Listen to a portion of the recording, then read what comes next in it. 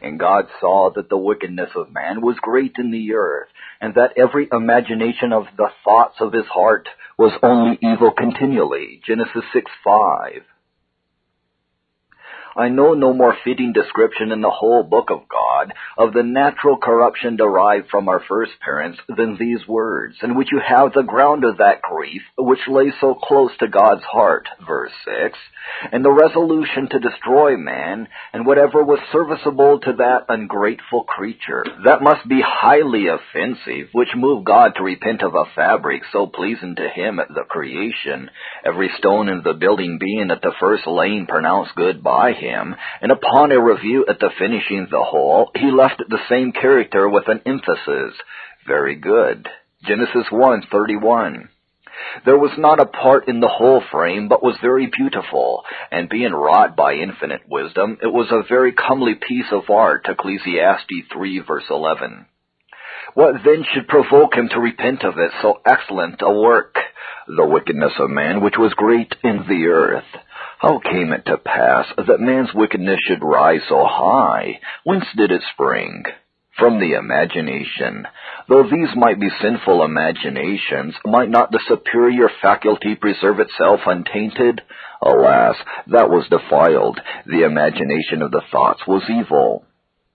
But though transient thoughts might resolve in his mind, yet they might leave no stamp or impression upon the will and affections.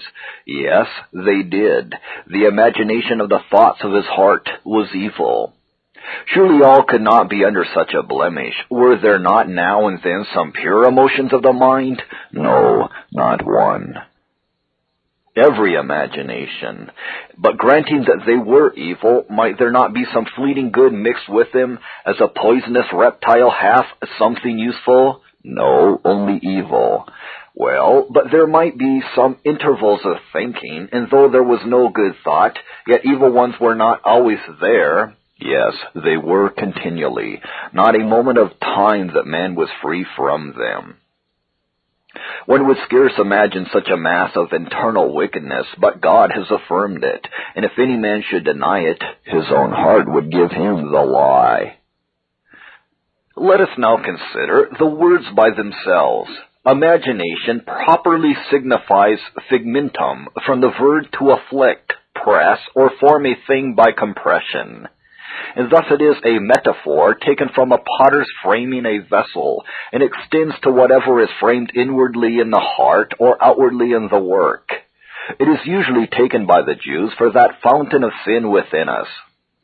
Mercer tells us it is always used in an evil sense. But there are two places, if no more, wherein it is taken in a good sense. Whose mind is stayed, Isaiah 26:3 and 1 Chronicles 29:18, where David prays that a disposition to offer willingly to the Lord might be preserved in the imagination of the thoughts of the heart of the people. Indeed, for the most part, it is taken for the imaginations of the heart, as Deuteronomy 31:21, Psalm 103:14, and so on. This word imagination, being joined with thoughts, implies not only the complete thoughts, but the first motion or formation of them to be evil. The word heart is taken variously in Scripture. It signifies properly that inward member which is the seat of vital spirits, but sometimes it signifies, 1, the understanding and mind. With a double heart do they speak. Psalm 12:2, i.e., with a double mind. Proverbs 8:5. Number 2, for the will. All that is in my heart. 2 Kings 10:30, in my will and purpose. Number 3, for the affections, as thou shalt love the Lord thy God with all thy heart, i.e., with all thy affections. Number 4, for conscience. David's heart smote him, 1 Samuel 24, i.e., his conscience checked him. But heart here is used for the whole soul, because the soul is chiefly seated in the heart, especially the will, and the affections her attendants, because when any affection stirs, the chief motion of it is felt in the heart. So that by the imaginations of the thoughts of the heart are here meant all the inward operations of the soul, which play their part principally in the heart, whether they be the acts of understanding, the resolutions of the will, or the operations of the affections. Continually evil. The Hebrew all the day or every day, some translations express it verbatim as a Hebrew. Not a moment of a man's life in which our hereditary corruption does not belch out its froth, even from his youth, as God expounds it, Genesis 8:21, to the end of his life. David complains of the wickedness of his own time, Psalm 14:3, yet Paul applies it to all mankind, Romans 3:12. Indeed, it seems to be a description of man's natural depravity by God's words after the deluge, Genesis 8:21, which are the same in sense to show that man's nature after that destroying judgment was no better than before. Every word is emphatic, exaggerating man's defilement, wherein consider the universality, number one, of the subject, every man, of the act, every thought, of the qualification of the act, only evil, of the time, continually. The words thus opened afford us this proposition, that the thoughts and inward operations of the souls of men are naturally, universally evil and highly provoking. Some by cogitation mean not only the acts of the understanding, but those of the will, yea, in the sense too. But indeed that which we call cogitation or thought is a work of the mind, imagination of the fancy. It is not properly thought till it be wrought by the understanding, because the fancy was not a power designed for thinking, but only to receive the images impressed upon the sense, and concoct them, that they might be fit matter for thought. And so it is the exchequer, wherein all the acquisitions of sense are deposited, and from thence received by the intellective faculty. So that thoughts are inchoative in the fancy, consumative in the understanding, terminative in all the other faculties. Thought first engenders opinion in the mind. Thought spurs the will to consent or dissent. It is thought also which spirits the affections. I will not spend time to acquaint you with the methods of their generation. Every man knows he has a thinking faculty, and some inward conceptions which he calls thoughts. He knows that he thinks and what he thinks, though he be not able to describe the manner of their formation in the mind, or remember it any more than the species of his own face in a glass. In this discourse, let us first see what kind of thoughts are sins. 1. Negatively, a simple apprehension of sin is not sinful. Thoughts receive not a sinfulness barely from the object. That may be unlawful to be acted, which is not unlawful to be thought of.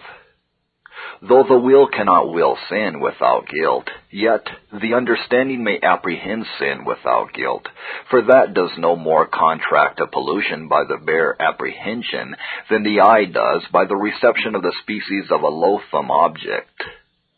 Thoughts are morally evil when they have a bad principle, want a due end, and converse with the object in a wrong manner. Angels cannot but understand the offense which displace the apostate stars from heaven, but they know not sin from practical knowledge. Glorified saints may consider their former sins to enhance their admirations of pardoning mercy.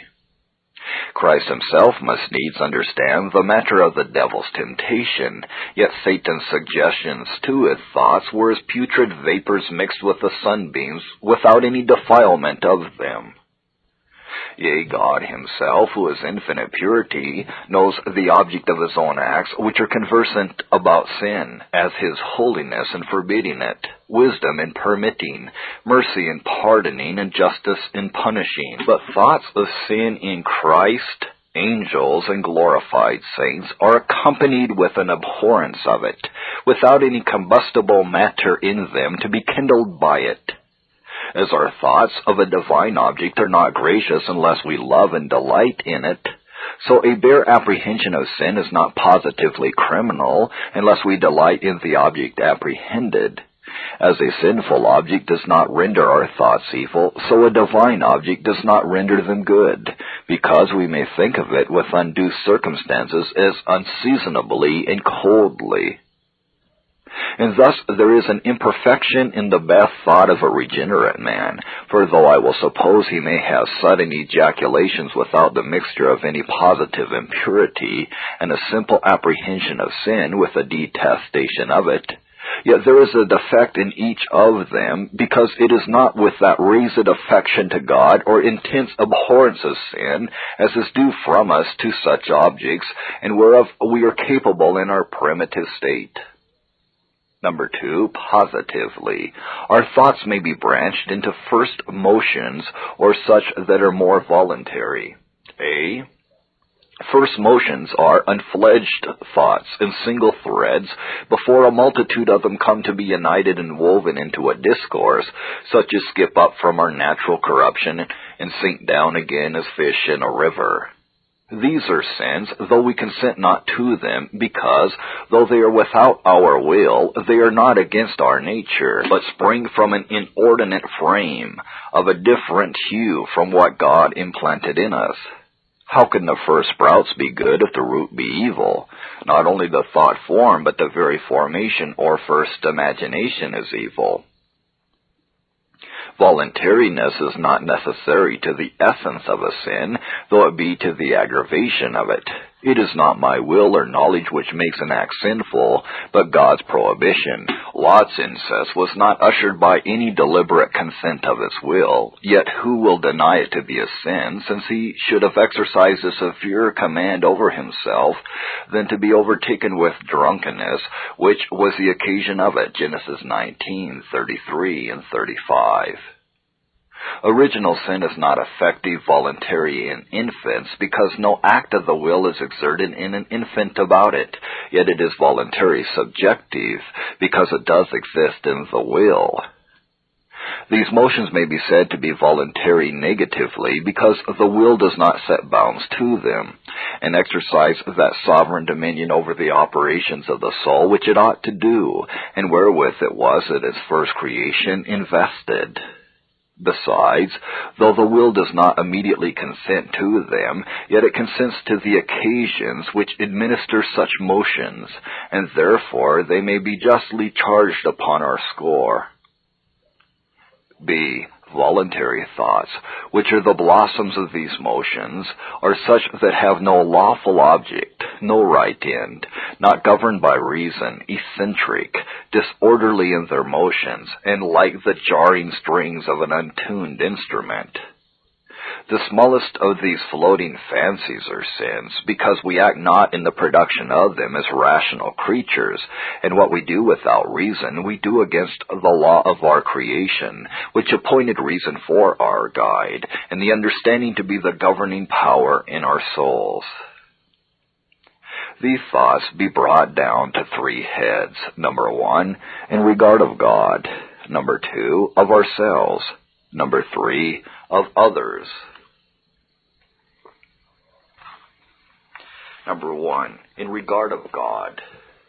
Cold thoughts of God, when no affection is raised in us by them, when we delight not in God, the object of those thoughts, but in the thought itself, an operation of our mind about him, consisting in some quaint notion of God of our own conceiving. This is the delight in the active manner of thinking, not in the object thought of. And thus these thoughts have a folly and vanity in them. They are also sinful in a regenerate man, in respect of the faintness of the understanding, not acting with that vigor and sprightliness, nor with those raised and spiritual affections, which the worth of such an object requires. Number 2, debasing conceptions unworthy of God. Such are called in the heathen vain imaginations, who, as they glorified not God as God, so they did not think of God as God, according to the dignity of a deity. Such a mental idolatry may be found in us when we dress up a God according to our own humors, humanize him, and ascribe to him what is grateful to us, though never so base. which is a grosser degrading of the deity than any representation of him by the material images, because it is directly against his holiness, which is his glory, applauded chiefly by the angels, and an attribute which he swears by is having the greatest regard to the honor of it. Such an imagination Adam seemed to have, conceiving God to be so mean a being that he, a creature not of a day's standing, could mount to an equality of knowledge with him. Number 3.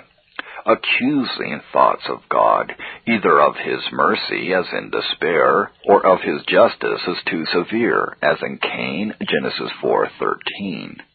Of his providence, Adam conceived, yea, and charged God's providence to be an occasion of his crime. His posterity are no juster to God when they accuse him as a negligent governor of the world. The Lord knoweth the thoughts of man, that they are vanity. Psalm 94:11. What thoughts? Injurious thoughts of his providence. Verse 7. As though God were ignorant of men's actions, or at best but an idle spectator of all the unrighteousness done in the world, not to regard it, though he saw it. And they and the prophet were of the same stamp, that said in their hearts, The Lord will not do good, neither will he do evil. Zephaniah 1:12. From such kind of thoughts, most of the injuries from oppressors and murmurings in the oppressed do arise. Number 4. Curious thoughts about things too high for us. It is the frequent business of men's minds to flutter about things outside the bounds of God's revelation. Not to be content with what God has published is to accuse him, in the same manner as the serpent did to our first parents, of envying us an intellectual happiness. It had to all Adam's posterity long after this forbidden fruit. Section 2. In regard of ourselves, our thoughts are 1. Ambitious. The aspiring thought of the first man runs in the veins of his posterity. God took notice of such strains in the king of Babylon when he said in his heart, I will exalt my throne above the stars of God. I will ascend above the heights of the clouds. I will be like the Most High. Isaiah 14, verse 13 and 14. No less a charge will they stand under, that settle themselves upon their own bottom, establish their own righteousness, and will not submit to the righteousness of God's appointment. Romans 10:3.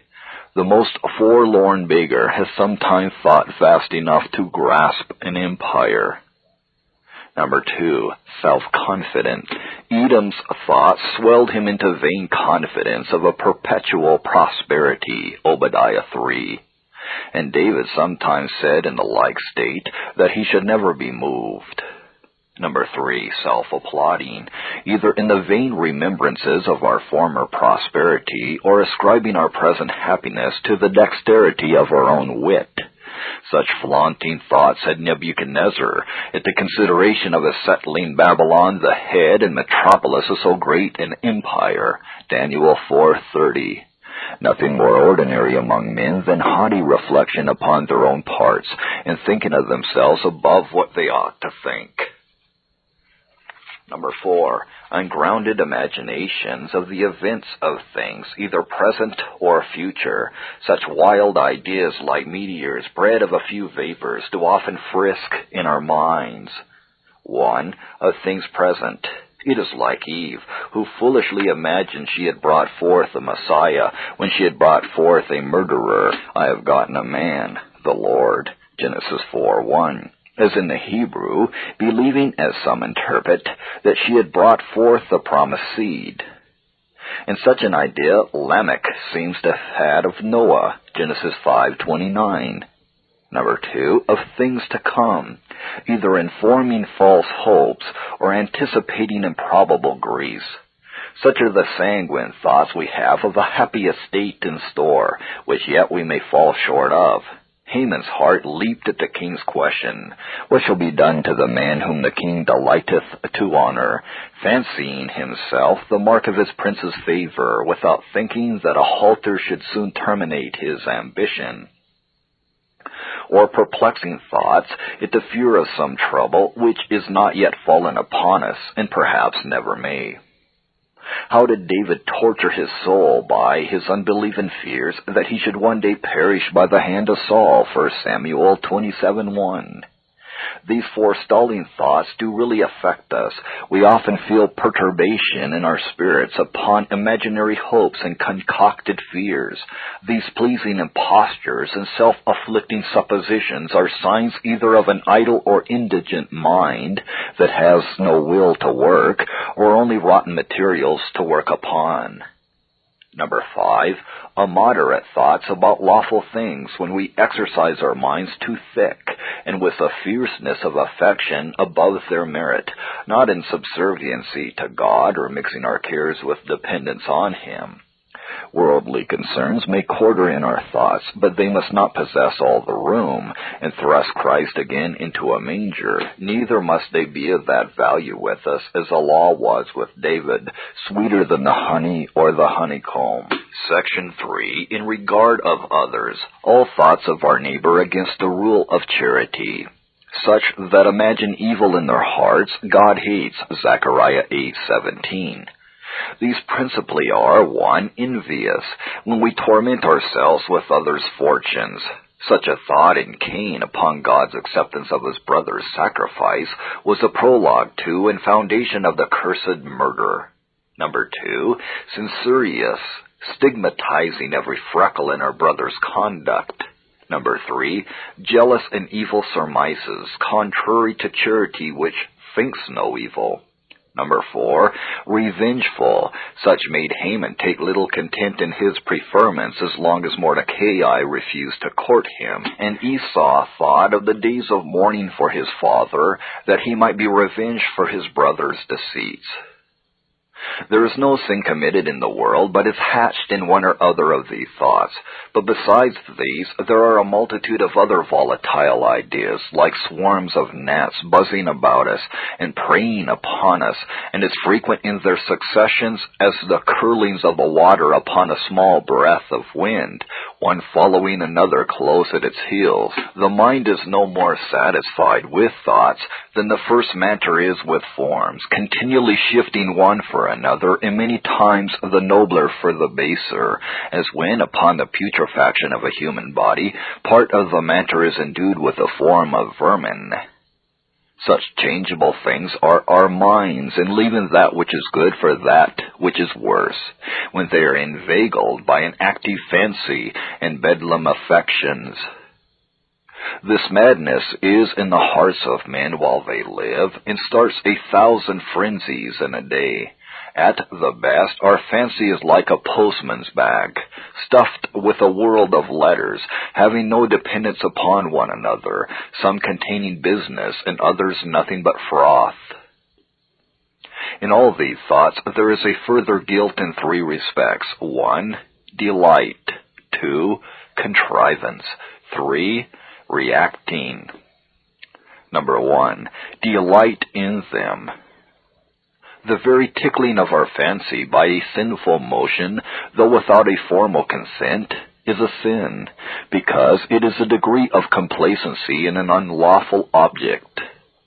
When the mind is pleased with the subject of the thought, as it has a tendency to some sensual pleasure, and not simply in the thought itself, as it may enrich the understanding with some degree of knowledge.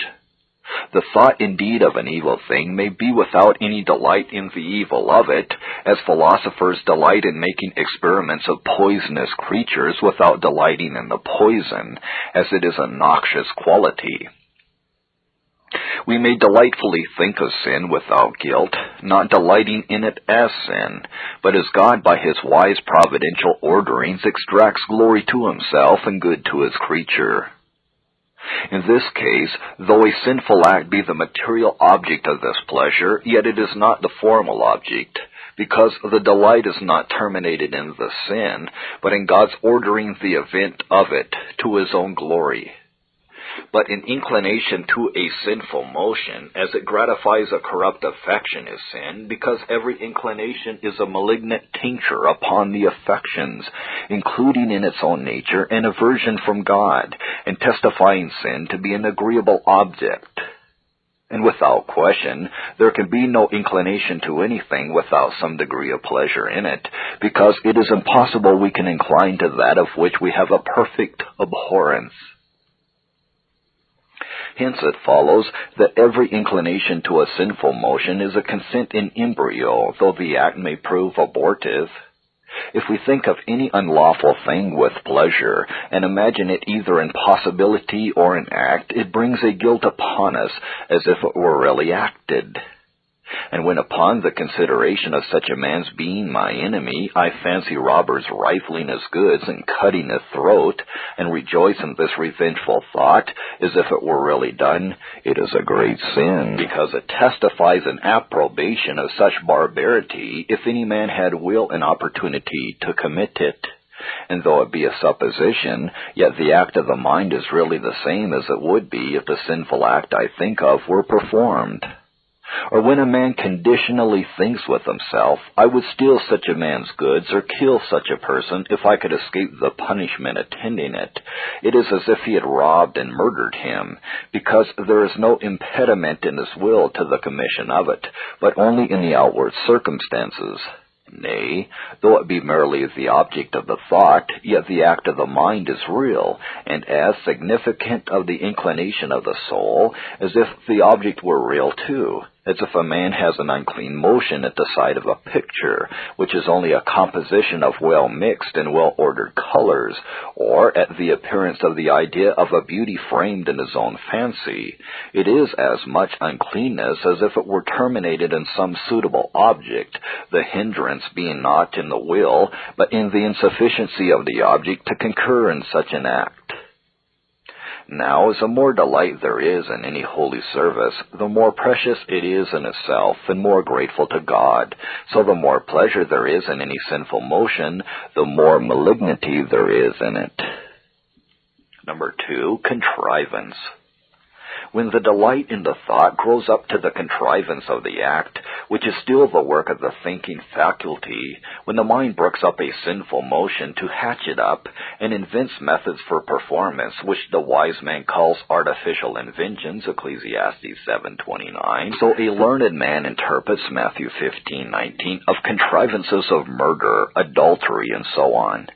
And the word signifies properly reasonings.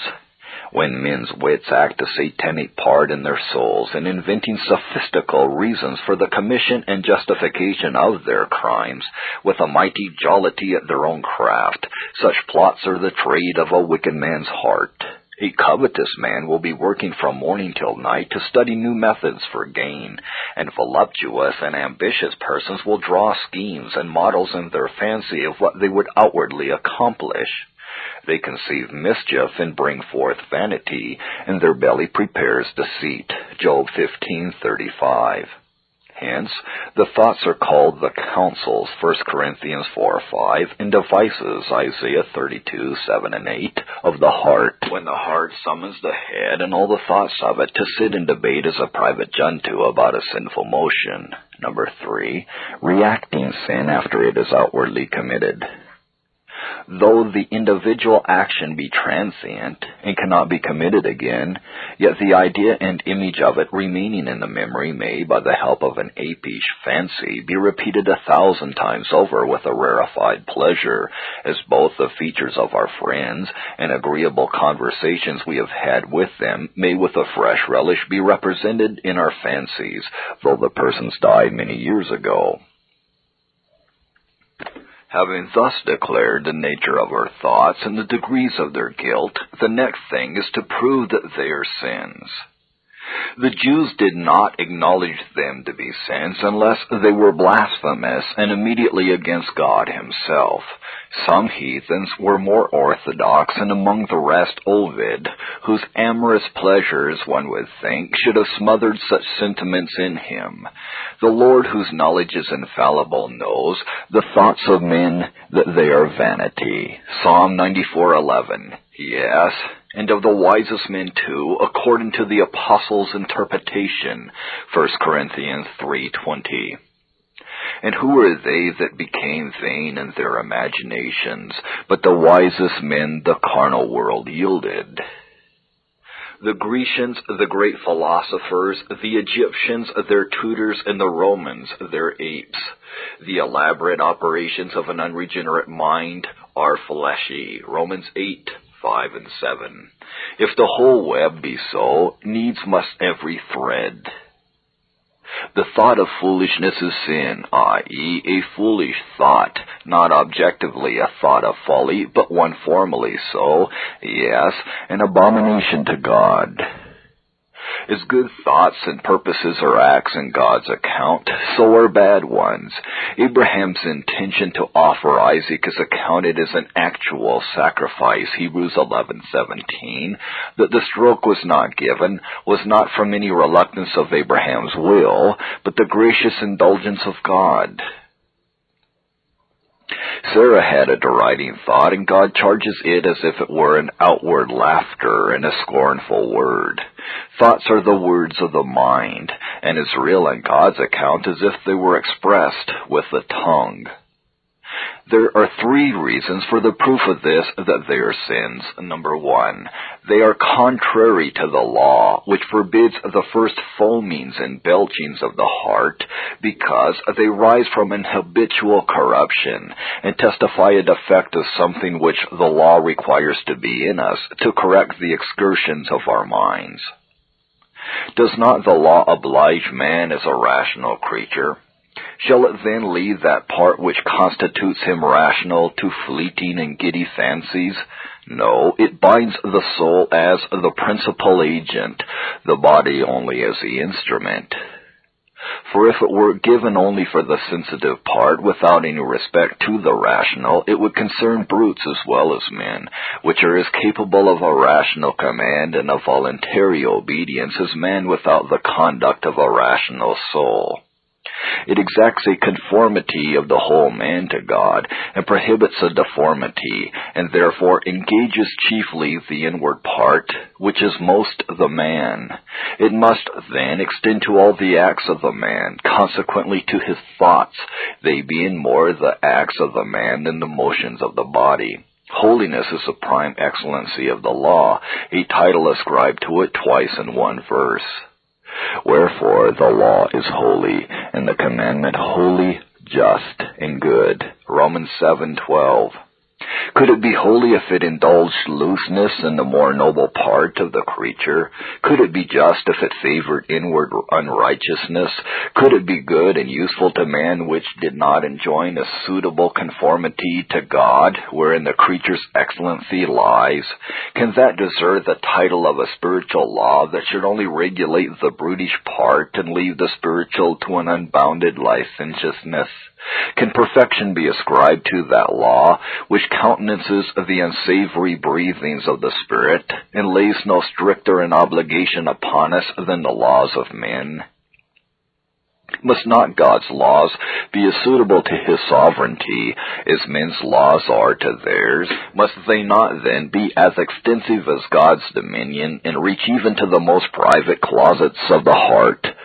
It is not for the honor of God's holiness, righteousness, goodness, to let the Spirit, which bears more flourishing characters of His image than the body, range wildly about with a legal curb. Number 2, they are contrary to the order of nature and the design of our creation. Whatsoever is a swerving from our primitive nature is sin, or at least a consequence of it. But all inclinations to sin are contrary to that righteousness wherewith man was first endued. Man was created both with a disposition and ability for holy contemplations of God. The first glances of his soul were pure. He came every way complete out of the mint of his infinitely wise and good Creator. And when God pronounced all his creatures good, He pronounced man very good amongst the rest. But man is not now as God created him. He is off from his end. His understanding is filled with lightness and vanity. This disorder never proceeded from the God of order. Infinite goodness could never produce such an evil frame. None of these loose inventions were of God's planting, but of man's seeking. No, God never created the intellective, no, nor the sensitive part, to play Domitian's game and sport itself in catching flies. Man that is in honor and understands not that which he ought to understand, and thinks not that which he ought to think, is like the beasts that perish. Psalm 49:20, Genesis 3:6.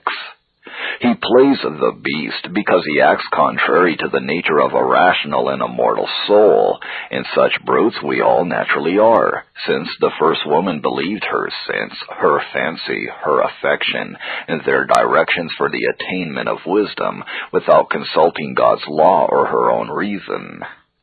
The fancy was bound by the right of nature to serve the understanding.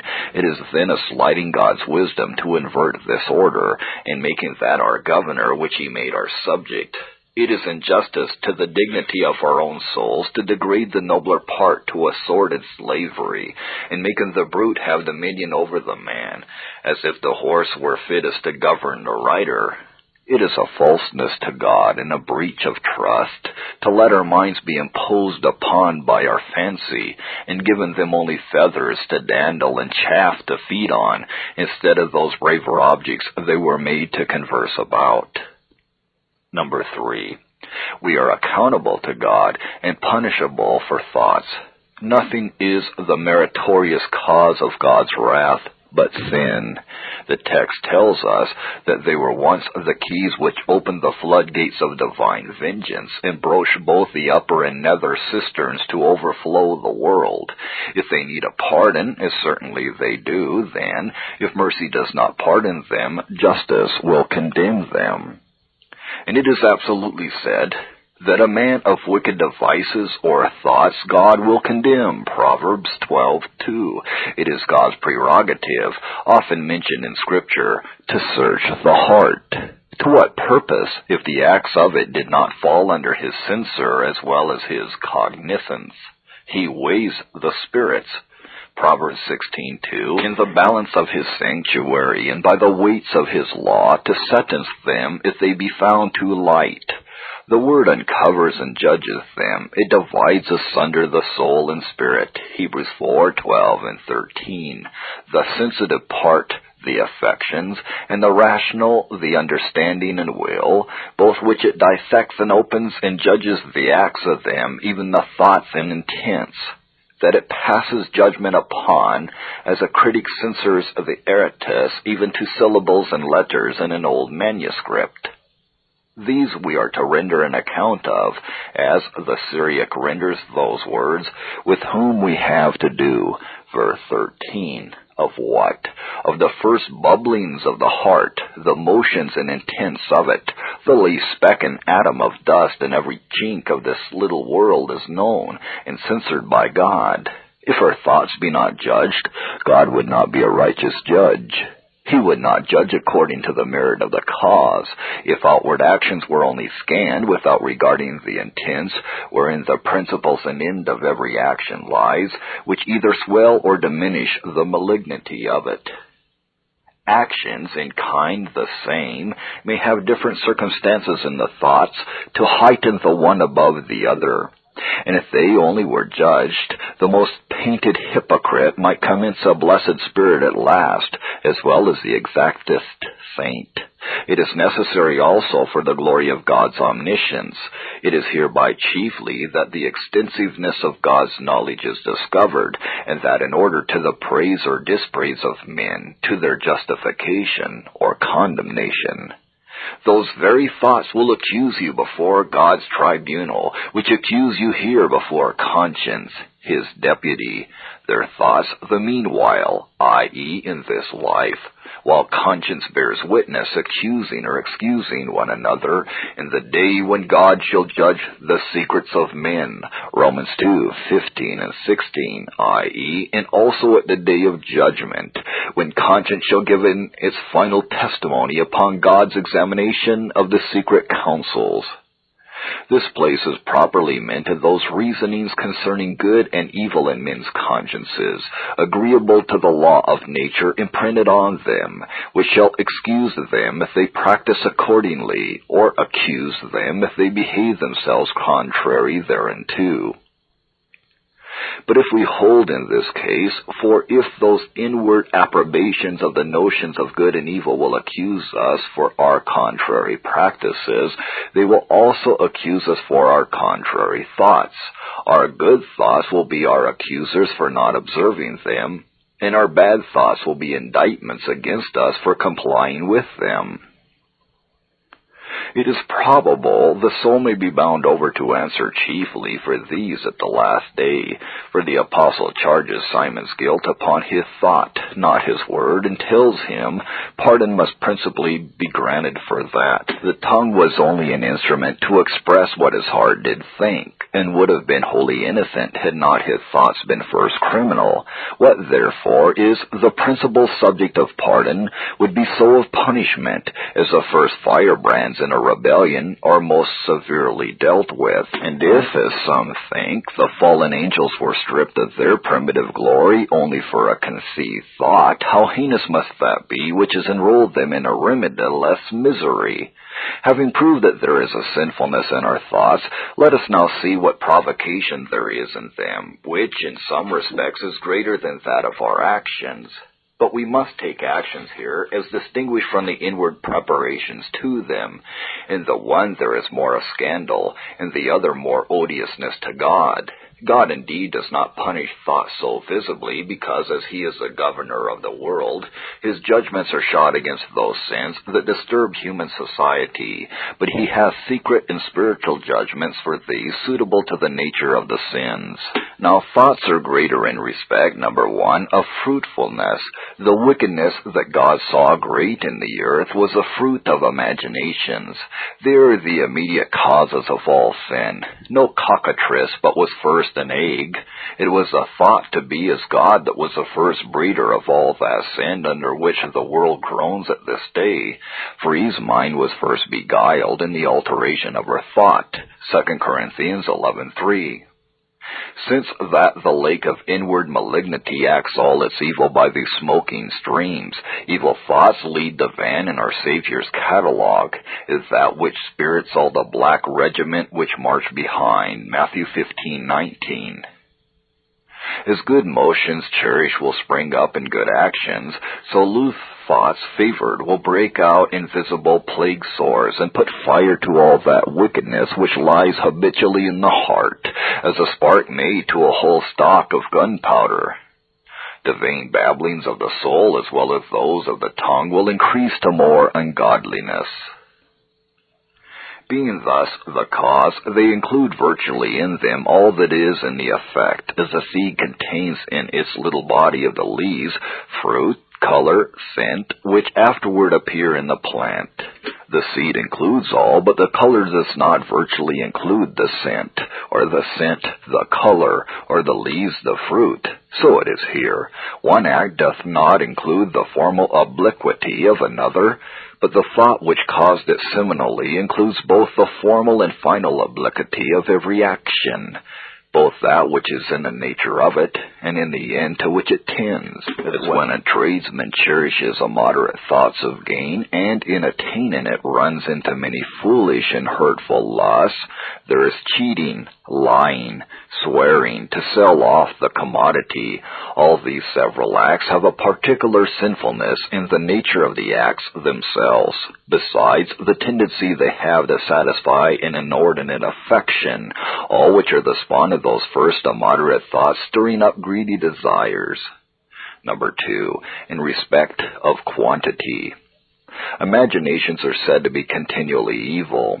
There is an infinite variety of conceptions, as the psalmist speaks of the sea, wherein are all things creeping innumerable, both small and great, and a constant generation of the whole shoals of them, that you may as well number the fish in the sea, or the atoms in the sunbeams, as count them. There is a greater number, A, in regard of the acts, and B, in regard of the objects. A. In regard of the acts of the mind, antecedent acts.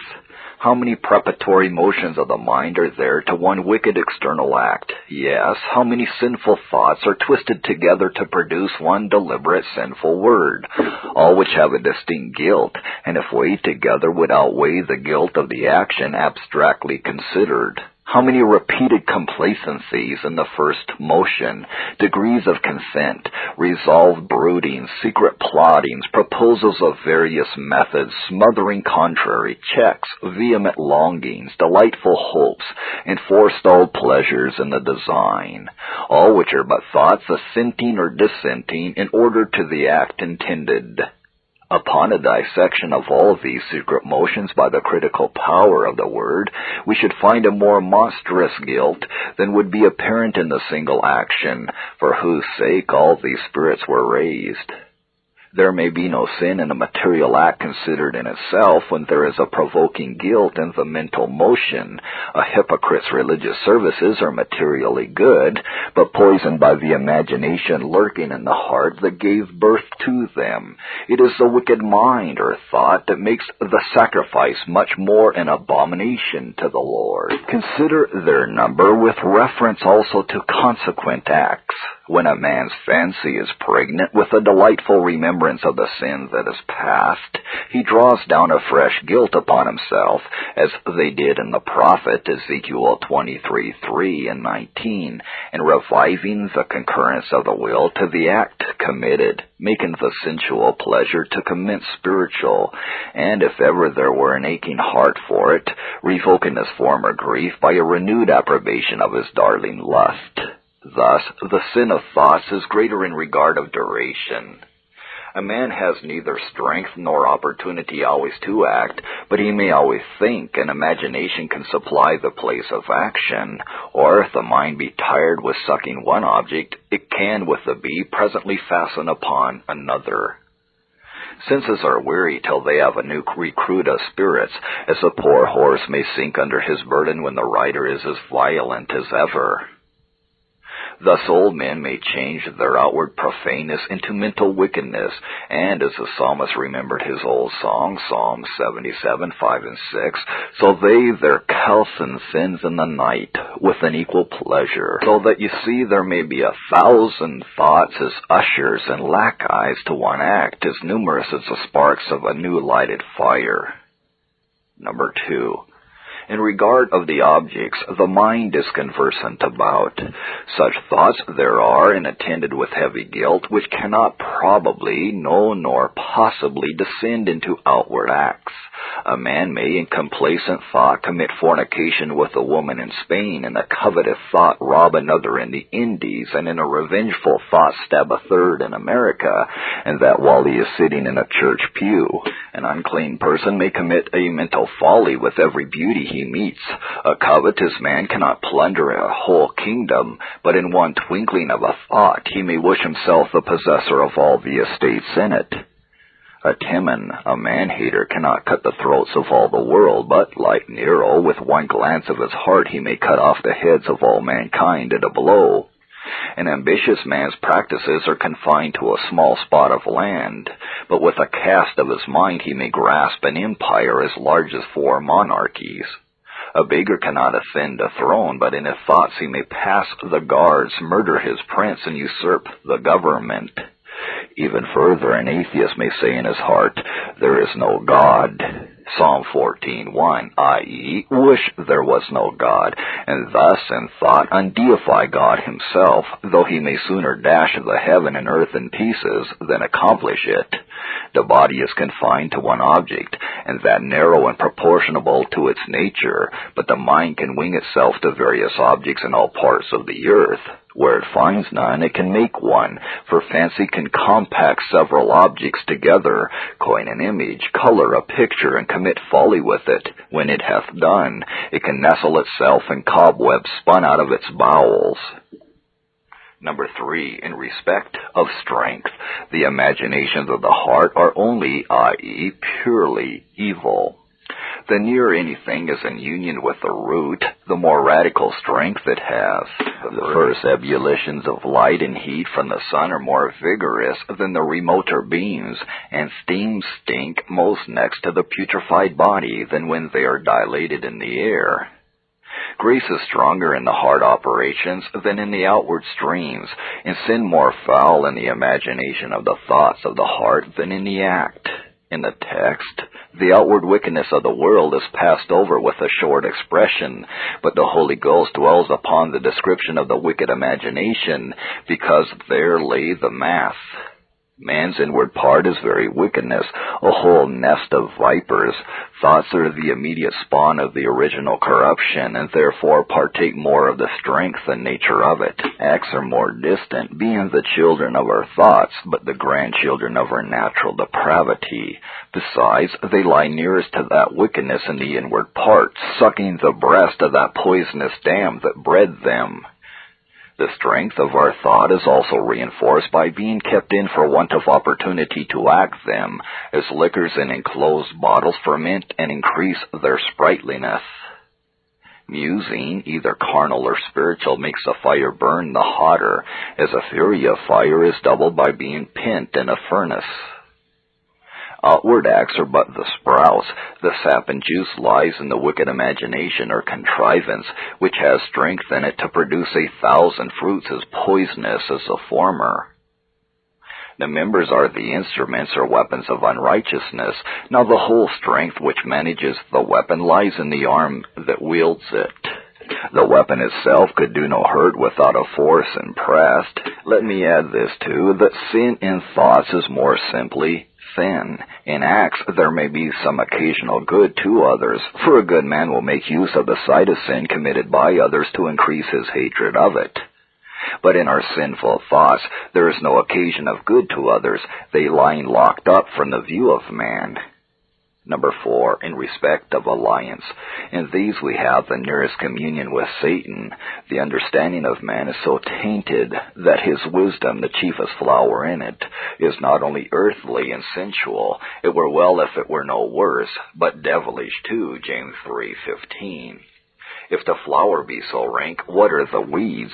Satan's devices in our thoughts are of the same nature, and are sometimes in Scripture expressed by the same word, 1 Corinthians 2:11, 2 Corinthians 10:5. As he has his devices, so have we against the authority of God's law, the power of the gospel, and the kingdom of Christ.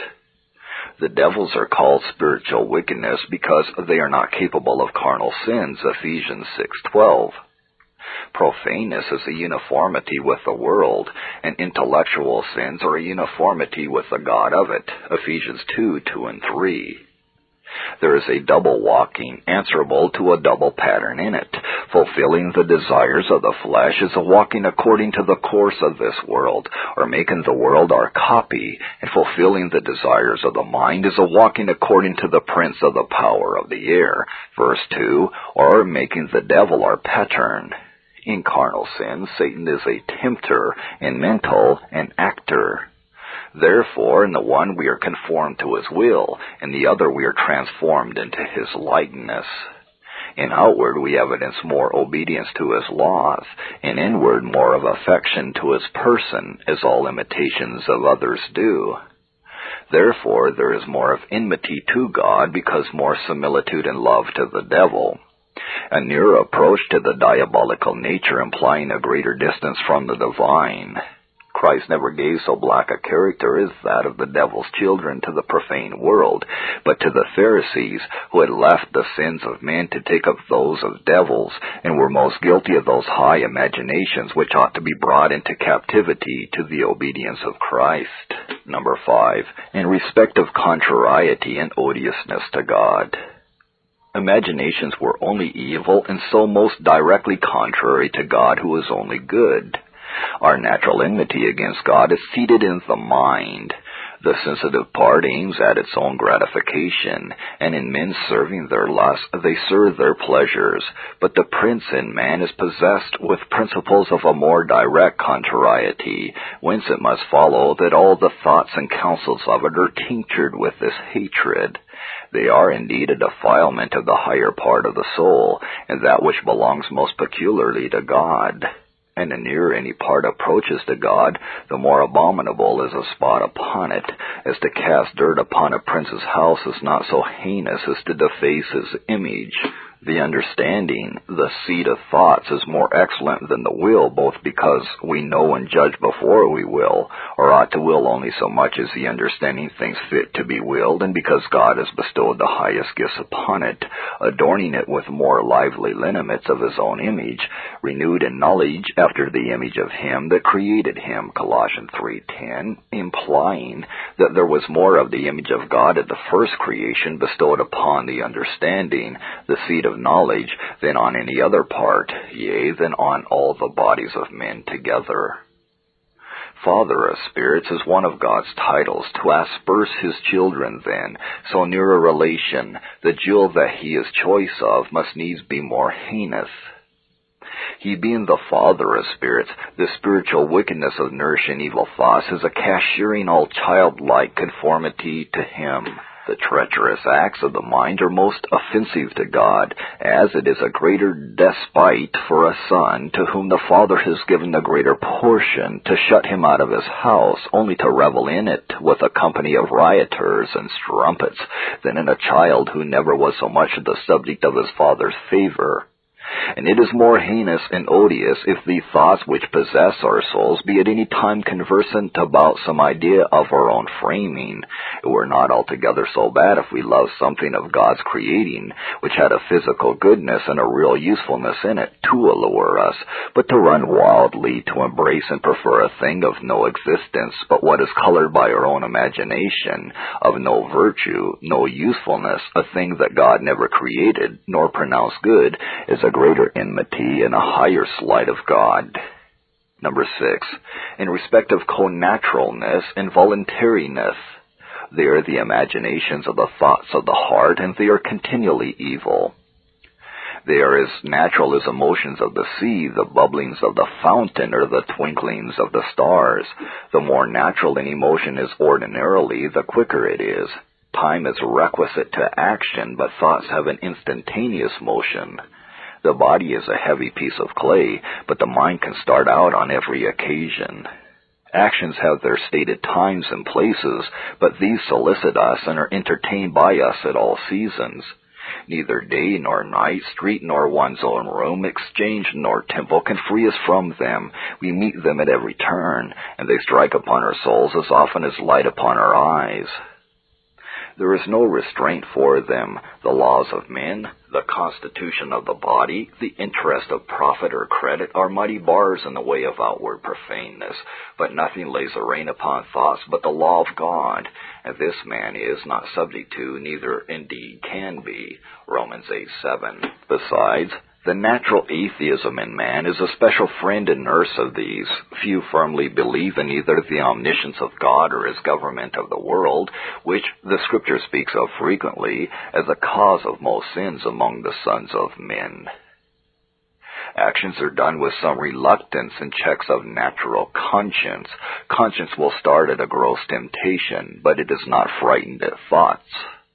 Men may commit speculative folly and their conscience look on without so much as a nod against it. Men may tear out their neighbors' hearts in secret wishes, and their conscience never interpose to part the fray. Conscience, indeed, cannot take notice of all of them. They are too subtle in their nature and too quick for the observation of a finite principle. They are many, and they are nimble, too, like the bubblings of a boiling pot or the rising of a wave that presently slides into its level. The difficulty is more to find than conquer them. They are secret sins and are no more discerned than motes in the air without a spiritual sunbeam, whence David cries out, "Cleanse me from secret sins," Psalm 19:12, which some explain as sins of thought that were like sudden and frequent flashes of lightning, too quick for his notice and unknown to himself. There is also more delight in them. There is less of outward temptation in them, and so more of our inward choice, and consequently there is more of the heart and pleasure in them when they lodge with us. Acts of sin are troublesome. There is danger as well as pleasure in many of them, but there is no outward danger in thoughts. Therefore, the complacency is more compact and free from distraction. The delight is more unmixed too, as intellectual pleasures are more refined than sensual. All these considerations will enhance the guilt of these inward operations. The uses I shall make of this subject will be two. 1. Reproof. What a mass of vanity should we find in our minds if we could bring our thoughts in the space of one day, even only 1 hour, to account. How many foolish thoughts with our wisdom, ignorant thoughts with our knowledge, worldly thoughts with our heavenliness, hypocritical thoughts with our religion, and proud with our humiliations. Our hearts would be like a grotto furnished with a monstrous and ridiculous picture, or as a wall in Ezekiel's vision portrayed with every form of creeping things and abominable beasts, a greater abomination than the image of jealousy at the outward gate of the altar, Ezekiel 8:5 and 10. Were our thoughts open, how should we stand gazing both with scorn and wonder at our being such a race of fools? Well, may we cry out with Agar, we have not the understanding of men. Proverbs 32. We make not the use of them, as is requisite for rational creatures, because we degrade them to attendance on a brutish fancy. How little is God in any of our thoughts according to His excellency.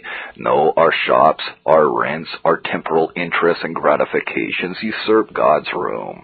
If any thoughts of God start up in us, how many covetous, ambitious, wanton, revengeful thoughts are jumbled together with them? Is it not a monstrous absurdity to place our friend with a crew of vipers, to lodge a king in a sty, and entertain him with the fumes of a dunghill? A wicked man's heart is little worth. All the peddling wares and works in his inward shop are not to be compared with one silver drop from a gracious man's lips. The tongue of the just is as a choice silver, and so on. Proverbs 10:20. It was an invincible argument of the primitive Christians for the purity of the Christian religion, above all others in the world, that it prohibited evil thoughts. And is it not as unanswerable an argument that we are no Christians if we give liberty to them?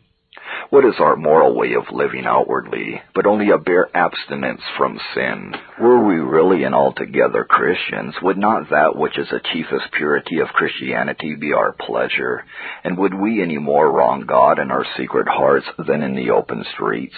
Is not thought a beam of the mind, and shall it be enamored only by that which is vile? Is not the understanding the eye of the soul, and shall it behold only gilded nothings? It is the flower of the Spirit. Shall we let every caterpillar suck it? It is as the sun in our heaven, and shall we besmear it with misty fancies?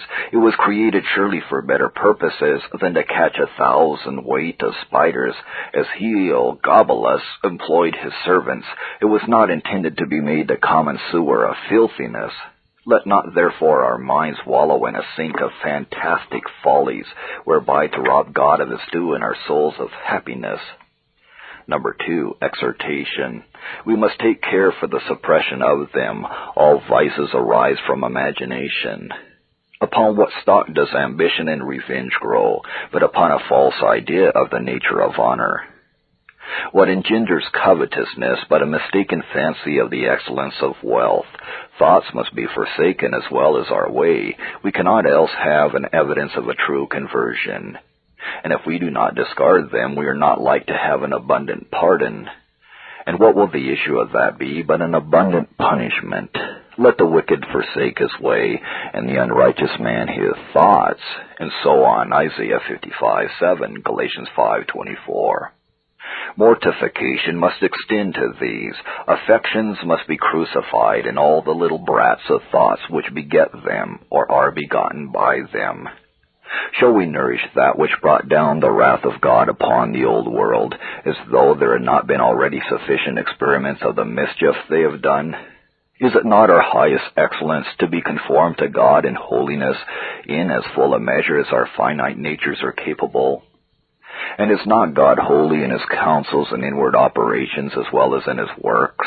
Hath God any thoughts but what are righteous and just? Therefore, the more foolish and vain our imaginations are, the more are we alienated from the life of God. The Gentiles were so because they walked in the vanity of their mind, and we shall be so if vanity walk and dwell in ours. As the 10th commandment forbids all unlawful thoughts and desires, so it obliges us to all thoughts and desires that may make us agreeable to the divine will and like to God himself. We shall find great advantage by suppressing them. We can more easily resist temptations without if we conquer motions within. Thoughts are the mutineers in the soul, which set open the gates for Satan. He has held a secret intelligence with them, so far as he knows them, ever since the fall, and they are his spies to assist him in the execution of his devices. They prepare the tinder, and the next fiery dart sets all on a flame. Can we cherish these if we consider that Christ died on account of them? He shed his blood for that which put the world out of order, which was accomplished by the sinful imagination of the first man, and continued by those imaginations mentioned in the text. He died to restore God to his right and man to his happiness, neither of which can be perfectly attained till those be thrown out of the possession of the heart.